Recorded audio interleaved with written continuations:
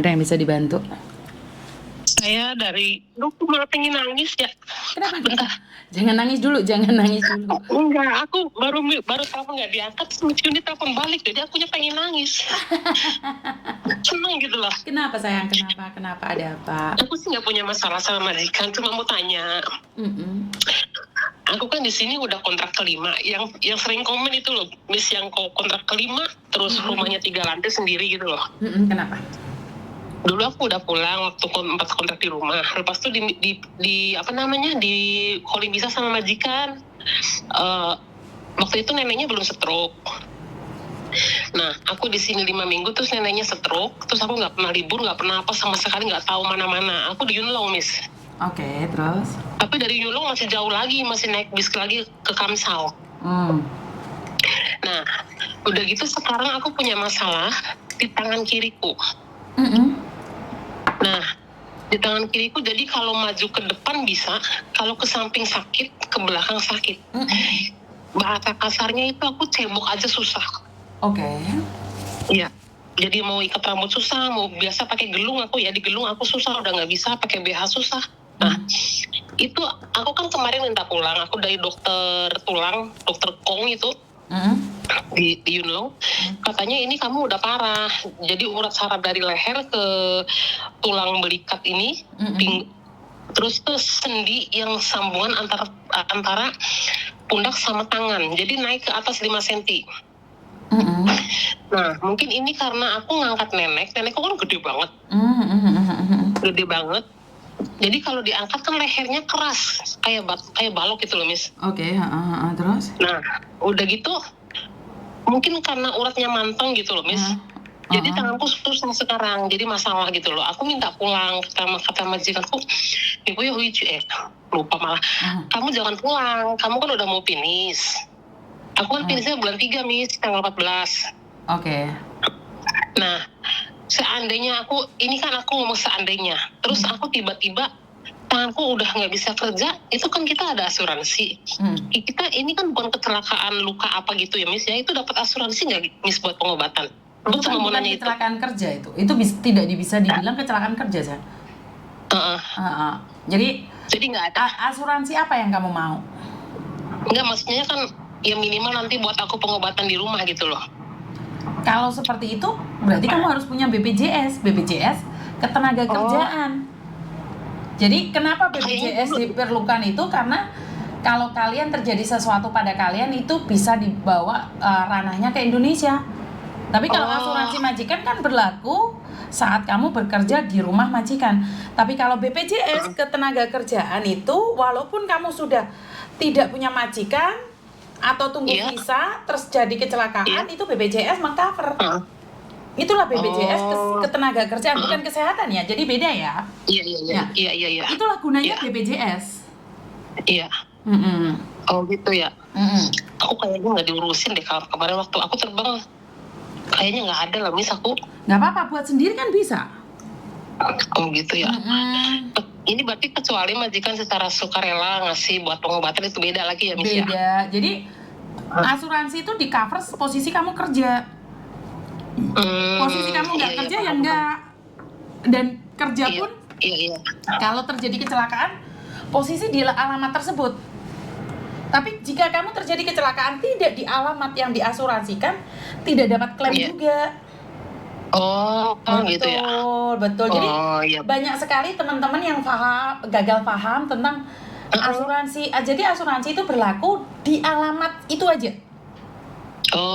Tapi beda dengan BPJS ketenaga kerjaan.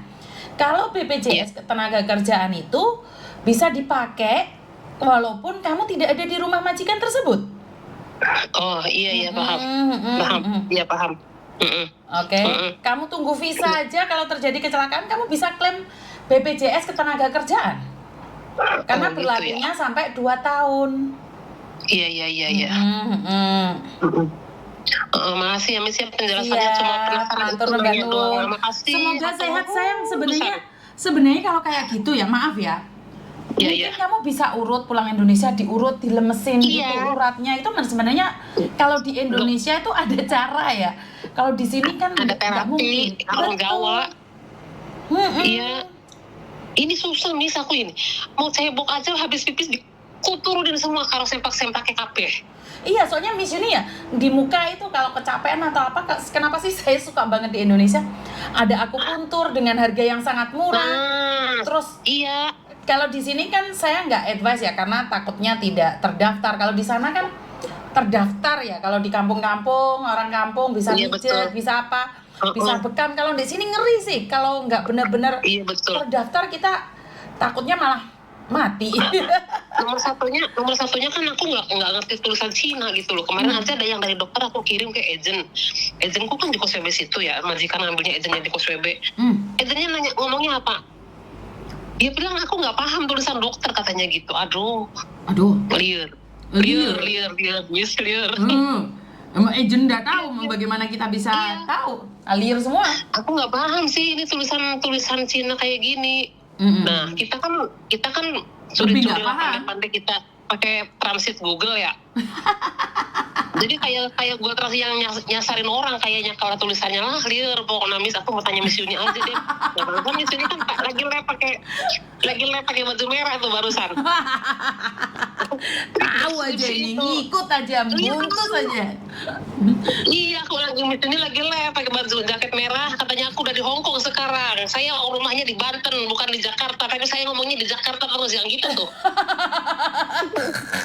Masa selalu ditanyain Jakarta mana? Bingung saya. Saya ada di Banten. Iya. Kalau udah di Banten harus bisa Sunda, Miss. Ih, alir bisa. Iya, kudu bisa bahasa Sunda sih gak saya. Kudu bikin peteuy, kudu bagi segala. Nah belajar teh, lagi belajar teh. Iya. Hatur nuhun, pisahnya makanya aku begitu telepon nggak diangkat langsung di sini telepon balik kok aku jadi nelongso loh. Aduh, Langsung matur telepon balik gitu. nuhun teteh. Respect banget sama yang mau nanya gitu loh. Aku ini. Enggak, karena Miss Yuni kan selalu bilang nih, kalau saya nggak ada waktu, saya tuh nggak bisa ngangkat. Dan kalau di reject itu bukan saya nge-reject. Karena secara otomatis kalau saya nggak bisa ngangkat itu ke-reject sendiri Mbak. Karena yang telepon kan banyak nih gantian. Tapi kalau saya ada waktu, saya tuh pingin telepon kalian kok. Kenapa? Karena kadang-kadang saya tuh banyak menyesalnya Mbak. Saat saya pulang Indonesia itu banyak sekali yang saya sesalkan. Tahu nggak kenapa? Banyak anak masuk rumah sakit tidak bisa saya angkat teleponnya. Ada anak sampai meninggal dunia minta bantuan saya nggak bisa. Itu saya sangat nyesel sekali. Kenapa saya bilang kalau saya ada waktu saya pasti telepon lagi. Dan tahu sendiri Nata di Indonesia kan hawanya itu beda-beda ya. Tiba-tiba ada orang nikahan, tiba-tiba ada orang meninggal. Iya betul. Ini kamera udah siap teh. Tapi ternyata ada orang meninggal, ya udah kita berangkat layar dulu. Iya betul, makasih banget. Makanya saya makasih banget. Aduh, menikena langsung saya teteh hatur nuhun tebisnya.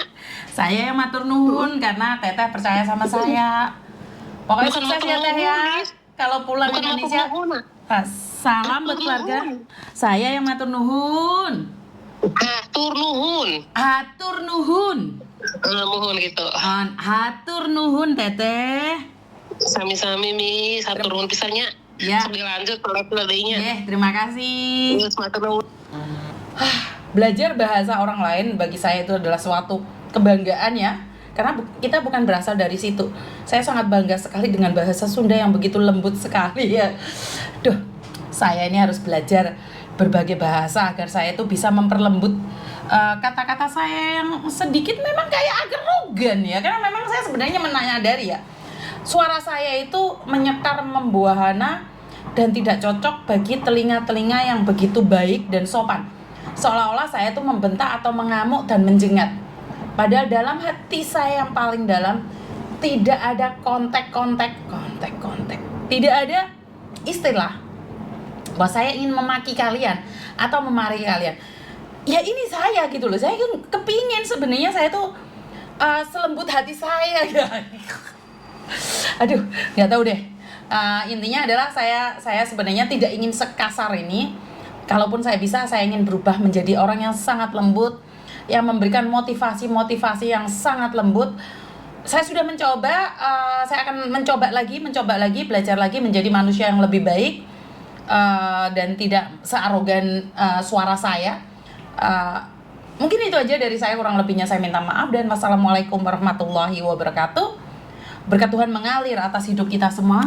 Semoga semua makhluk hidup bahagia, baik yang nampak maupun yang tidak nampak. Terima kasih dan bye-bye.